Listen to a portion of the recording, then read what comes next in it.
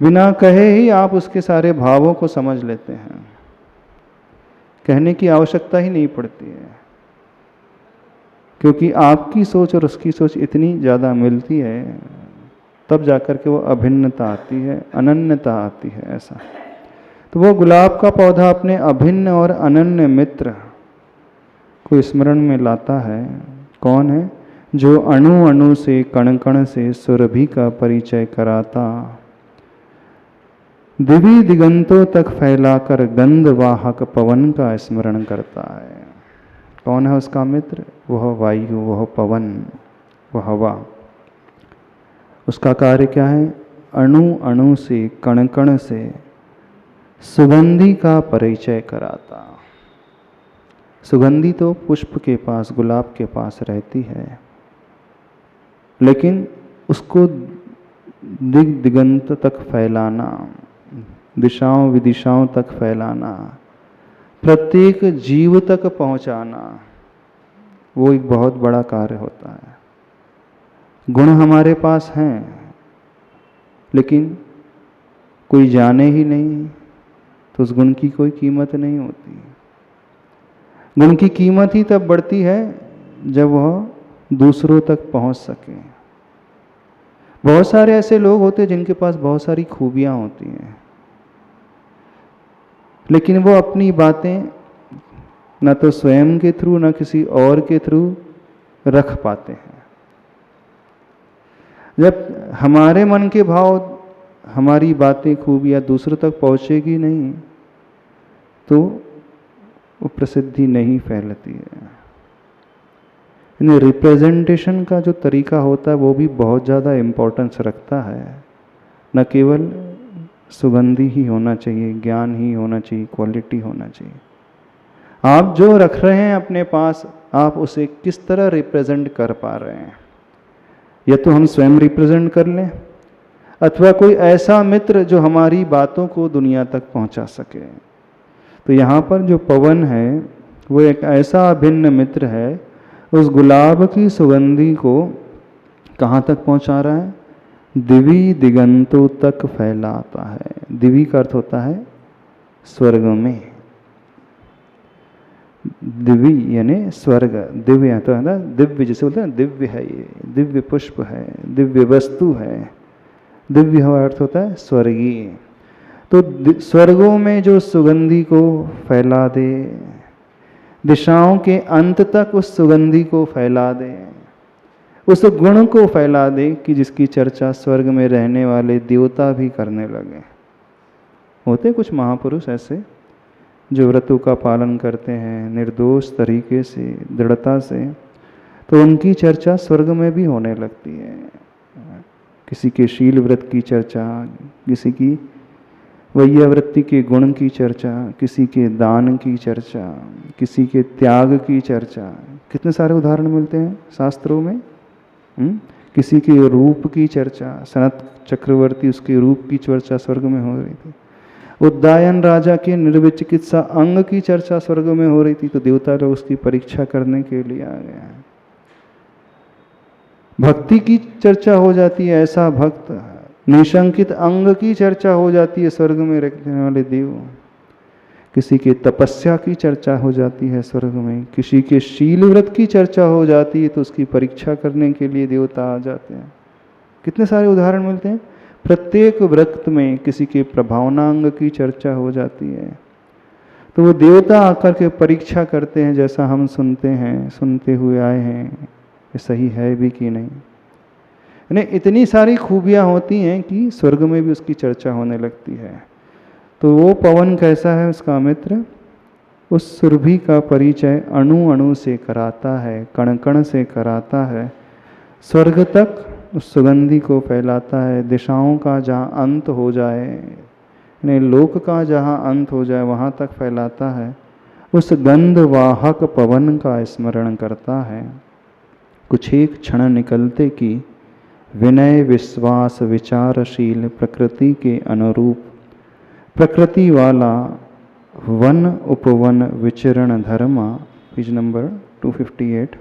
वसंत वर्षा तुषार घरमा, सब ऋतुओं में समान कर्मा। जीवन के क्षण क्षण में मैत्रिक भाव का आस्वादन करता, पैतृक भाव का अभिवादन करता पवन का आगमन हुआ।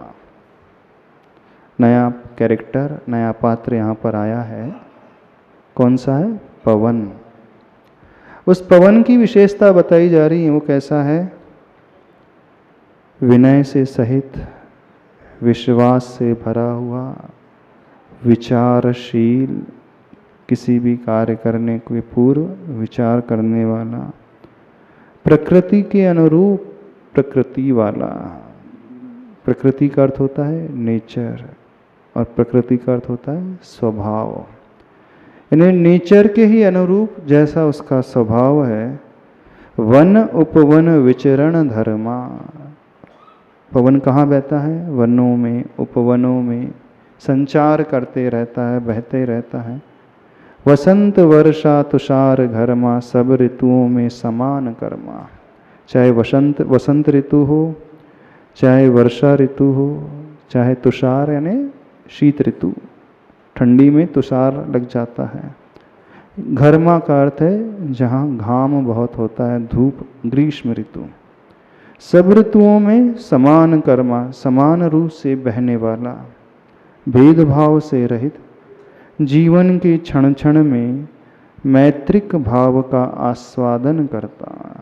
प्रत्येक क्षण में जो मैत्री भाव से भरा हुआ है और पैतृक भाव का अभिवादन करता। शब्द की संयोजना देखना, पकड़ते हो आचार्य भगवान के शब्दों को कि नहीं पकड़ते? बड़ी गजब की संयोजना आचार्य भगवान ने की है। मैत्रिक भाव का आस्वादन करना, यानी उसका वो स्वाद लेता है, मित्रता से भरा हुआ है, और पैतृक भाव का अभिवादन करता। पैतृक भाव मतलब जो वंश परंपरा चली आ रही है, उस भाव को अभिवादन करने वाला, रिस्पेक्ट देने वाला। ऐसे पवन का आगमन हुआ। ऐसे व्यक्तित्व के संबंध में ही संतों की ये पंक्तियाँ मिलती है कि जिसकी कर्तव्य निष्ठा वह काष्ठा को छूती मिलती है, उसकी सर्वमान्य प्रतिष्ठा तो काष्ठा को भी पार कर जाती है। शायद काष्ठा वर्ड का मीनिंग समझ में नहीं आया होगा। नहीं आया? काष्ठा से मतलब पराकाष्ठा, एक्सट्रीम, अति, सुपरलेटिव डिग्री जिसे आप बोलते हैं, एकदम एक्सट्रीम तक। क्या कहा जा रहा है? संतों की एक पंक्ति मिल गई, कौन सी? जिसकी कर्तव्य निष्ठा वह काष्ठा को छूती मिलती है। यानी इतना कर्तव्य परायण है, अपने कर्तव्य को कभी जो भूलता नहीं है, अपनी ड्यूटी को हमेशा करने वाला, तो उसकी कर्तव्य निष्ठा कैसी है? काष्ठा को छूती मिलती है, यानी एकदम पराकाष्ठा तक छू रही है, एकदम ऊपर की ओर है, काम चलाऊ नहीं। कैसे अपने कर्तव्य को पाल रहा है? 100% जहाँ परफेक्शन होता है, मजबूरी में नहीं। बहुत सारे लोग अपने कर्तव्य का पालन मजबूरी में करते हैं, औपचारिक रूप से करते हैं। लेकिन संतों की ये पंक्ति क्या है? जिसकी कर्तव्य निष्ठा जो काष्ठा को छूती मिलती है, उसकी सर्वमान्य प्रतिष्ठा तो काष्ठा को भी पार कर जाती है। यानी जो इतना कर्तव्य परायण होता है, जैसे मर्यादा पुरुषोत्तम राम, इतने कर्तव्य परायण थे, पिता के मुख से निकला नहीं कि वे सब कुछ छोड़कर वन की ओर चल गए। तो जो इस प्रकार विनयशील कर्तव्य का पालन करने वाला होता है, उसकी सर्वमान्य प्रतिष्ठा, यानी उसकी प्रसिद्धि जो है सर्वमान्य, दुनिया का हर व्यक्ति जिसे स्वीकार करता है, वह प्रतिष्ठा तो काष्ठा को भी पार कर जाती है। यानी चरम परम पराकाष्ठा को भी पार करके बहुत ऊपर निकल जा रही है। वैसे 100% से ऊपर कुछ होता नहीं, फिर भी कहा जा रहा है कि उसकी काष्ठा को भी वो पार कर जा रही है, वो प्रतिष्ठा। वक्तामृत में वो श्लोक आता है ना, जगत त्रयम, 3 लोक का वो उल्लंघन करती है, तब लंघयंती, आपकी गुण की प्रसिद्धि जो है तीनों ही लोक का उल्लंघन करके प्रभु संपूर्ण मंडल शशांक कला कलाप शुभ्रा गुणास्त्रिभुवनम लंघयंती। जो आचार्य प्रवर सीमांतु स्वामी जी कह रहे थे ना, हे प्रभु आपके जो गुण हैं इतने शुभ्र निर्मल हैं कि वह त्रिभुवन का लंघन करके बाहर फैल रहे हैं। ये भक्ति में कहा जाता है। तो उसी बात को आचार्य भगवान लिख रहे हैं, संत लिखते हैं कि जो इस प्रकार कर्तव्य का पालन करने वाला होता है उसकी प्रतिष्ठा तो, उसकी ख्याति तो, उसकी प्रसिद्धि तो काष्ठा को भी पार कर रही है, यानी पराकाष्ठा से भी ऊपर जा रही है। कहा जाता है ये तो व्यक्ति इतना ज़्यादा डेडिकेट है कि 110% अपना एफर्ट देता है, क्षमता से भी ऊपर बढ़कर के कार्य करने वाला, शक्ति से बढ़कर के कार्य करने वाला, सामर्थ्य नहीं है फिर भी सामर्थ्य को उल्लंघन करके इतना ज़्यादा समर्पित हो गया है कि गुरु के मुख से निकला तो सामर्थ्य को भूल करके भी अपने कर्तव्य को एनी हाउ करना ही नहीं है। जो इतना समर्पित होता है वही व्यक्ति ऐसा कार्य कर सकता है। तो उस व्यक्ति की प्रतिष्ठा जो है, ख्याति जो है, चारों तरफ पराकाष्ठा ही को नहीं छू रही है, पराकाष्ठा को पार कर जाती है।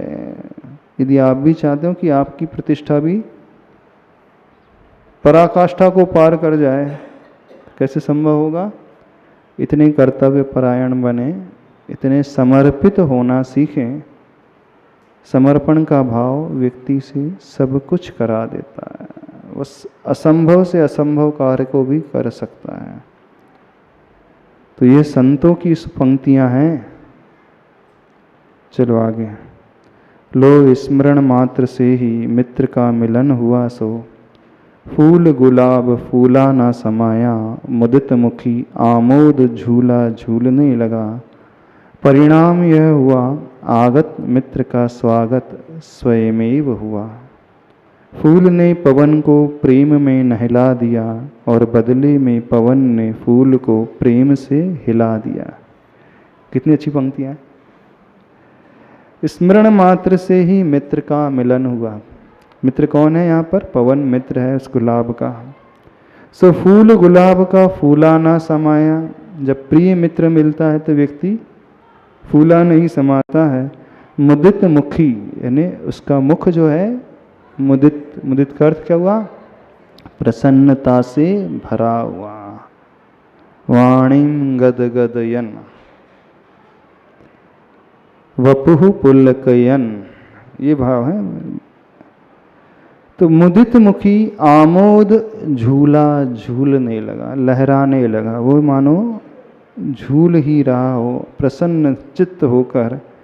तो परिणाम क्या निकलता है? आगत मित्र का स्वयमेव स्वागत हुआ। जिसे हम चाहते हैं उसे देख करके स्माइल अपने फेस में अपने आप ही आ जाती है, और स्माइल आ गई तो अपने आप ही स्वागत हो ही जाता है। होता है? नहीं होता। ये तो आप लोग सब जानते होंगे, दुनियादारी की बातें सब नहीं जानते। जिसके प्रति आत्मीयता होती है उसका स्वागत जरूरी नहीं है वो शब्दों से ही करे, और शब्दों का तो स्वागत ऊपर का स्वागत होता है, भावों का स्वागत होता है भीतर का होता है। और भावों की अभिव्यक्ति जो है बॉडी लैंग्वेज से हो जाती है ना। बॉडी लैंग्वेज होती है हमारी, हमारा शरीर भी एक भाषा का प्रयोग करता है। तो जो बॉडी लैंग्वेज होती है वह उन भावों को अभिव्यक्त कर देती है, और उसी से सही स्वागत होता है। क्या समझ में आया? नहीं समझ में आया? तो परिणाम यह हुआ। हाँ, तो पूरी बॉडी सी का लैंग्वेज, पूरी बॉडी की एक लैंग्वेज होती है। फेशियल एक्सप्रेशन तो है ही, प्रत्येक अंग, जैसे भक्ति में उस भक्त का प्रत्येक अंग बोलता है, मात्र आंखें ही नहीं है, हाथ भी बोलते हैं, गर्दन भी बोलती है, कमर भी बोलते हैं, चरण भी बोलते हैं, आंखें भी बोलती हैं और भाव भी बोलते हैं।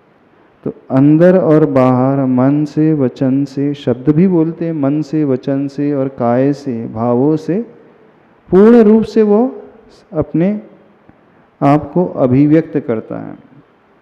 तो परिणाम क्या हुआ? आगत मित्र का स्वागत स्वयमेव हुआ। फूल ने पवन को प्रेम में नहला दिया और बदले में पवन ने फूल को प्रेम से हिला दिया। हिला दिया ना। Page number 259। कुछ क्षण मौन, फिर पवन ने कहा विनय के साथ। जब अभिन्न मित्र मिलते हैं तो कुछ क्षण मौन धारण अपने आप ही हो जाता है, फिर शब्द नहीं वो फूटते हैं, नहीं फूटते ना शब्द। शांति, सहसा शब्द नहीं निकल पाते। क्या निकलते? कुछ टाइम मौन रह करके कौन से शब्द निकलते? जो भी निकलते, ठीक है। फिर पवन ने कहा विनय के साथ कि मुझे याद किया सो कारण ज्ञात करना चाहता हूँ, जिससे कि प्रासंगिक कर्तव्य पूर्ण कर सकूँ, अपने को पुण्य से पूर सकूँ और पावन पूत कर सकूँ, बस और कोई प्रयोजन नहीं। जो व्यक्ति हमारे मौन को नहीं पढ़ सकता वो हमारे शब्दों को भी नहीं समझ पाएगा। तो शब्दों को समझना तो बाद में होता है, मौन को समझना पहले होता है। और मौन की अभिव्यक्ति में कोई बनावटीपना नहीं होता है, वो अंतरंग की अभिव्यक्ति होती है। शब्दों में तो बहुत कुछ बनावटीपना आ सकता है। बहुत लच्छेदार वर्ड्स का उपयोग करके व्यक्ति एक पोयम लिख सकता है, ग्रीटिंग कार्ड में कहीं की कॉपी पेस्ट करके, जैसे SMS बना करके कहीं का ईंट, कहीं का पेड़, कहीं का रोड़ा, भानुमति का कुनबा जोड़ा होता है ना। तो जितने भी सब ये लिखने वाले होते हैं जो आप ग्रीटिंग कार्ड में भेजते हो, ये तो सब कहीं का ईंट, कहीं का कहीं से, यहाँ से उठाया ना कहीं उठाया, जोड़ जाड़ा करके चिपका दिया। वो तो बाहर का, उसमें बनावटीपना है, उसमें अंतरंग वाला नहीं है। लेकिन मौन में तो जो भीतर होता है वही बाहर होता है। शब्द का जब जब आलम्बन लिया जाता है, किसी बाहरी वस्तु का आलम्बन लिया जाता है, तो उसमें संभावना हो सकती है कि व्यक्ति भीतर से कुछ हो और बाहर कुछ और दिखा रहा हो। लेकिन मौन की अभिव्यक्ति में जो भीतर होता है वही बाहर झलकता है। इस बात को समझें। तो मौन की भाषा सबसे प्रभावशाली भाषा होती है, तो उसे भी हम पढ़ना सीखें। प्रभु की भाषा भी मौन की भाषा है, हम प्रभु की मौन की भाषा भी पढ़ना सीखें। अब ये कला हमें आना चाहिए सीखने की। हाँ, भगवान की भाषा क्या है, भगवान के शब्द कैसे हैं। भगवान शब्दों के माध्यम से तो नहीं बोलेंगे, लेकिन उनकी मुख मुद्रा अपने आप बोलने वाली होती है। कुछ क्षण मौन, फिर पवन ने कहा विषय के साथ कि मुझे याद किया सो कारण ज्ञात करना चाहता हूँ, जिससे कि प्रासंगिक कर्तव्य पूर्ण कर सकूं, अपने को पुण्य से पूर सकूं, कुछ ऐसा कार्य करूं पुण्य में कमा सकूं और पावन पूत कर सकूं, पवित्र कार्य पूत की भांति, पुत्र की भांति कर सकूं, बस और कोई प्रयोजन नहीं।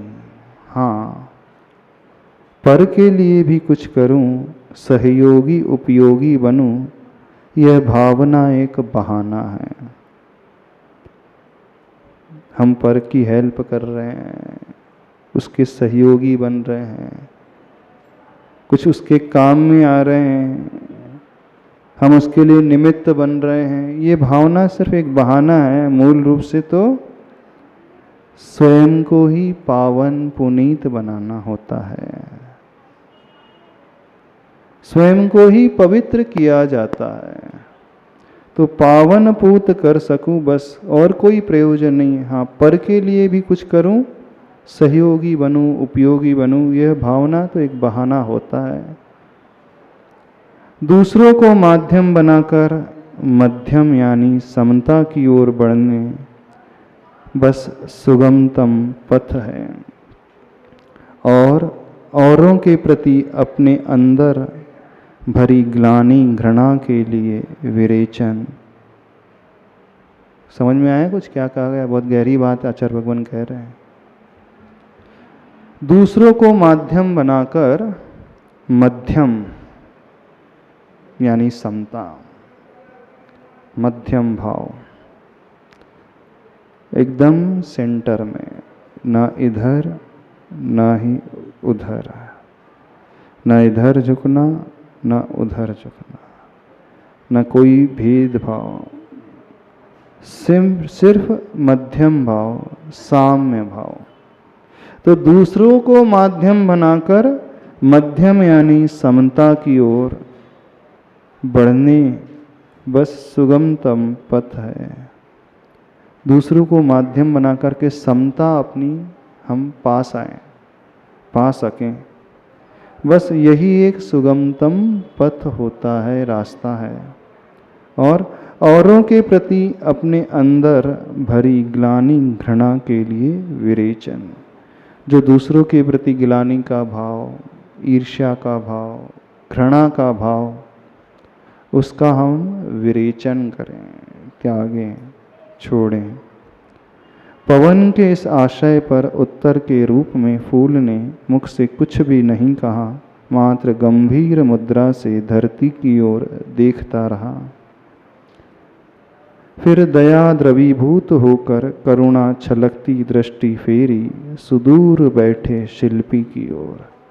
जब पवन ने अपने अभिप्राय को व्यक्त किया तो फूल ने उत्तर के रूप में कुछ भी नहीं कहा, गंभीर मुद्रा बनाकर धरती की ओर ही देखता रहा। और फिर क्या देखता है? दया के भाव से द्रवीभूत होकर करुणा छलकती दृष्टि में वह करुणा का भाव छलक रहा है। अपनी दृष्टि फेरता है और कहाँ देखता है? दूर सुदूर बैठे हुए उस शिल्पी की ओर निहारता है। Page number 260। और औरों से क्या अपने शरीर की ओर निहारते नहीं। कैसा है वो शिल्पी? समता उसी की हो पाती है जो उपादान दृष्टि रखता है और बाहरी लोगों को देखता है, उन निमित्तों को देखता है कि फलाने व्यक्ति ने मेरे साथ ऐसा कर दिया, उसने अच्छा व्यवहार नहीं किया, अच्छे से बोला नहीं, अच्छा मेरे बारे में दुनिया को कुछ कहा नहीं। क्यों हम उसकी ओर देखें? उपादान दृष्टि मतलब अपने कर्मों की ओर दृष्टि, पर की ओर नहीं, स्व की ओर। तो वो मध्यम भाव उसी की आहा हो पाता है, बाकी सबका नहीं हो पाता। जो बात बात पर बाहर की ओर झांकते रहता है, शिकायत से भरा हुआ होता है, वह कभी नहीं पा पाएगा। रास्ता तो यहीं से होकर के गुजरेगा। तो दूसरे तो हमारे लिए माध्यम है, मध्यम भाव को पाने के लिए। दृष्टि में तो ये भाव आए, आज सोचेंगे तो कल हो सकता है थोड़ा परिवर्तन आ जाए, सोचेंगे नहीं तो परिवर्तन कहाँ से आएगा। तो वो दया द्रवीभूत होकर करुणा छलकती दृष्टि फेरता है उस शिल्पी की ओर जो बहुत दूर बैठा है। कैसा है वो शिल्पी? जो औरों से क्या अपने शरीर की ओर भी नहीं निहारता, यानी उसे चिंता ही नहीं मेरे शरीर में क्या हो रहा है। वह इतना मग्न रहता है, उस ओर उसका ध्यान ही नहीं जाता। यानी प्रतिकूलता आती है ना, तो दूसरों की तो देखना छोड़ दो, उस स्वयं की शरीर की ओर भी नहीं देख रहा, ये कहा जा रहा है। इस अभिप्राय से लेना। कुछ पल खिसक गए कि फूल का सुख मुख जो है तमतमाने लगा। क्रोध के कारण पांखुड़ी रूप अधर पल्लव फड़फड़ाने लगे क्षोभ से, रक्त चंदन आंखों से वह ऊपर बादलों की ओर देखता है। क्या प्रसंग चल रहा था? कुछ पल खिसक गए, निकल गए। जो फूल ने अपने मित्र पवन को स्मरण किया था, किस लिए किया था? वो बादलों को सबक सिखाना चाहता था। अपने इस पवन मित्र के माध्यम से शिक्षा देना चाह रहा था, क्योंकि उन बादलों ने धरती पर बहुत अन्याय किया था, घोर उपसर्ग किया था। वो धरती, वो शिल्पी चुपचाप सहते आ रहे थे, तो उसे देखा नहीं गया। क्रोध से तमतमाकर भरकर पाखुड़ी रूपी अधर पल्लव फड़फड़ाने लगे। फूल की जो पंखुड़ियाँ होती है वे ही उसके अधर यानी होंठ। जैसे व्यक्ति क्रोध में भर जाता है तो उसके होंठ जो है फड़फड़ाने लगते कि नहीं? बड़बड़ाते हैं कि फड़फड़ाते क्या? हाँ, किसी ने एक्शन करके बताया कि वो एकदम दांतों से होंठ वो भींच लेता है, एकदम दबा लेता है एकदम। ऐसी है ना? ऐसी होता है कि नहीं होता है? अब बोल पाते नहीं है, सामने वाले से कुछ कह सकते नहीं है, तो अब अंदर ही अंदर स्वयं वही घुलते रहता है, स्वयं वो सहते रहता है। दूसरों को कुछ कष्ट नहीं दे पाता है तो स्वयं को ही कष्ट देने लगता है। नुकसान वह स्वयं का ही करता है। फूल का मुख तमतमाने लगा क्रोध के कारण, उसकी पाखुड़ी ही अधर यानी होंठ बन गए। वे अधर पल्लव फड़फड़ाने लगे क्षोभ से, रक्त चंदन आंखों से वह ऊपर बादलों की ओर देखता है। क्रोध से जब उसकी आंखें लाल लाल हो गई, रक्त चंदन मतलब लालिमा को लिए हुए, जैसे वो लाल वर्ण का चंदन होता है ऐसे ही उसकी आंखें हो गई। उन्हीं आंखों से वो बादलों की ओर देखता है। जो कृतघ्न कलह कर्म मग्न बने हैं, है विघ्न के साक्षात अवतार, संवेगमय जीवन के प्रति उद्वेग आवेग प्रदर्शित करते और जिनका भविष्य भयंकर शुभ भावों का भग्नावशेष मात्र। कैसे दिख रहा है उन बादलों की ओर? और वे बादल कैसे हैं? कृतघ्न, स्वार्थी। बहुत सारे लोग कृतघ्न होते हैं, उपकार को भूल जाते हैं, उपकारी के द्वारा किए हुए उपकार को याद ही नहीं करते, तो वे कृतघ्न कहलाते हैं। सबसे बड़ा अवगुण है। बहुत सारे गुण हैं हमारे भीतर और कृतज्ञता का अवगुण हो गया तो सारे गुणों की कोई कीमत ही नहीं रहती है।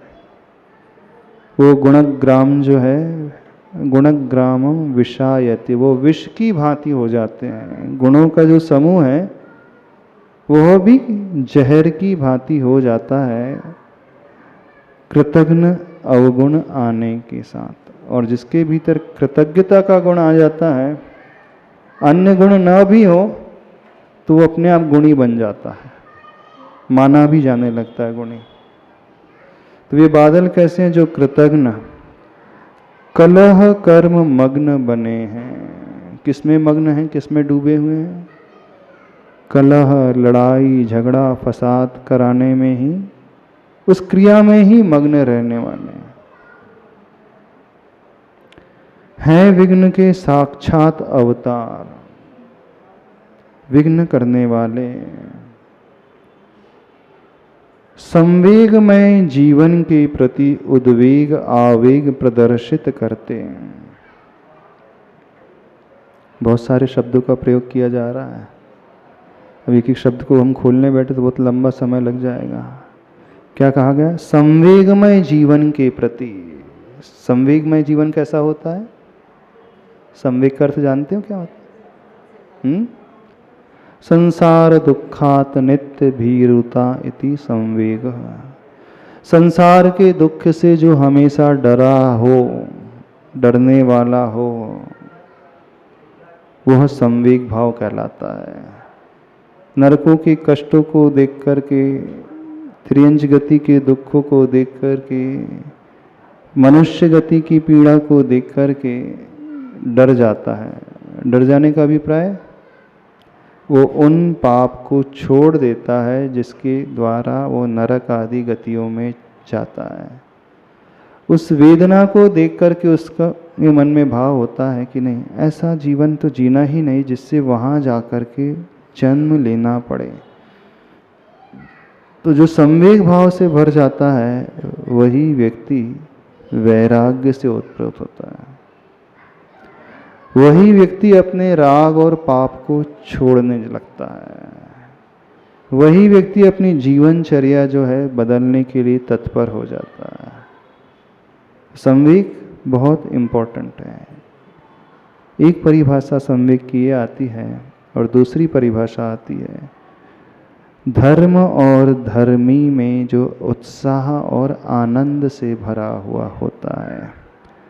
धर्म के फल में और धर्मी को देख कर के जो आनंद से सरोबार हो जाता है, डूब जाता है, वह भी संवेग कहलाता है। साधर्मी को देख कर के वो प्रसन्नता से भर उठता है। धर्म के पालन करने से क्या फल मिलता है, अच्छा फल मिलता है, सद्गति होती है, उसे देख कर के वो बहुत आनंदित हो उठता है, उसे भी संवेग कहा जाता है। वैसे दोनों एक ही सिक्के के दो पहलू हैं, दोनों में कोई अंतर नहीं है। जब कहा जाता है कि संसार के दुखों से डरना, वो निषेधपरक परिभाषा है। और जब ये कहा जा रहा है धर्म और धर्मी को देख करके, अथवा धर्म के फल और धर्मी को देख करके आनंद से भरना, ये विधिपरक परिभाषा है।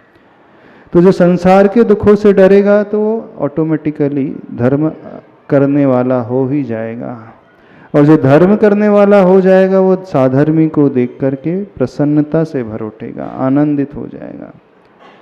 यानी डरना कारण हुआ और आनंद से भरना कार्य हुआ। पहले वो दुखों को देख करके डरेगा, फिर वह उस कार्य को छोड़ देगा जो अशुभ थे, पाप के, और फिर वो अच्छे कार्य को, धर्म के कार्य को अपनाने लगेगा। साधर्मी को देख करके बहुत अंदर ही अंदर गदगद होने लगेगा। तो दोनों एक दूसरे से जुड़े हुए हैं, ज़्यादा अंतर दोनों में नहीं है।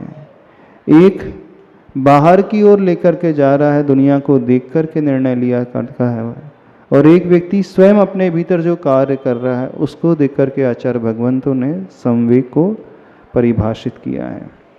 तो जिसका जीवन संवेग से भरा हुआ होता है, आपके जीवन में संवेग भाव रहता नहीं रहता? कितने लोग डरते हैं पाप से?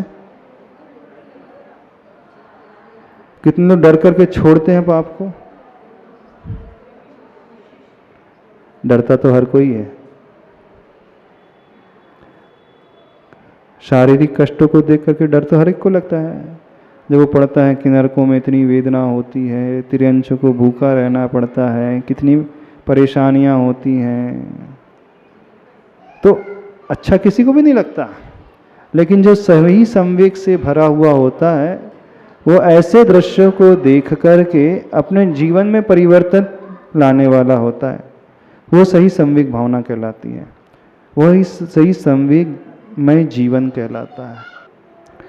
तो यहाँ पर कहा जा रहा है संवेगमय जीवन के प्रति उद्वेग आवेग प्रदर्शित करते कौन? वे बादल, जो बादलों का समूह उद्वेग से आवेग से भर उठ रहे थे, जो कुंभ को नष्ट करने के लिए ओलों की वर्षा कर रहे थे। उन बादलों को देख करके वह फूल कैसे भाव ला रहा है उसका वर्णन चल रहा है। और जिनका भविष्य भयंकर, शुभ भावों का भग्न अवशेष मात्र, यानी जिनका फ्यूचर भविष्य भयंकर रहे, भिन्न भिन्न पात्रों को देखकर भिन्न भिन्न भाव भंगिमाओं के साथ यह जो फूल का वमन नमन परिणमन हुआ वर्तन परिवर्तन उतना ही पर्याप्त हुआ पवन के लिए। हाँ हाँ, अनुक्त भी ज्ञात होता है अवश्य उद्यमशील व्यक्ति के लिए, फिर तो संयमशील भक्ति के लिए किसी भी बात की अव्यक्तता आकुलित करेगी क्या। भिन्न भिन्न पात्रों को देखकर भिन्न भिन्न भाव भंगिमाओं के साथ यह जो फूल का परिणमन कैसा हुआ, वमन नमन परिणमन हुआ, जो उसके भीतर था उसने वो निकाल दिया, पवन आदि के प्रति नम्रीभूत हो गया। हुआ वर्तन परिवर्तन उतना ही पर्याप्त हुआ पवन के लिए। हाँ हाँ, अनुक्त भी ज्ञात होता है अवश्य उद्यमशील व्यक्ति के लिए। जो पुरुषार्थशील, उद्यमशील मीन्स जो पुरुषार्थ करने वाला व्यक्ति होता है वह अनुक्त को भी जान लेता है। अनुक्त का अर्थ होता है बिना कहा हुआ, बिना कहे हुए को भी समझ लेता है। उद्यमशील व्यक्ति के लिए, फिर तो संयमशील भक्ति के लिए किसी भी बात की अव्यक्तता आकुलित करेगी क्या। नहीं, किसी भी बात की जो अव्यक्तता उसे आकुल व्याकुल नहीं करेगी। Page number 261। सब कुछ खुलेगी खिलेगी उसके सम्मुख अविलंब। यूं प्रासंगिक कार्य ज्ञात होते ही उसे सानंद संपादित करने पवन कटिबद्ध होता है तुरंत। कृतज्ञता ज्ञापन कराता धरा के प्रति प्रलय रूप धारण करता हुआ रोष के साथ कहता है कि अरे पथभ्रष्ट बादलों, बल का सदुपयोग किया करो, छल का ना उपभोग किया करो। छल बल से हल नहीं निकलने वाला कुछ भी करो या न करो, मात्र दल का अवसान ही हल है, और वह भी निकट सन्निकट।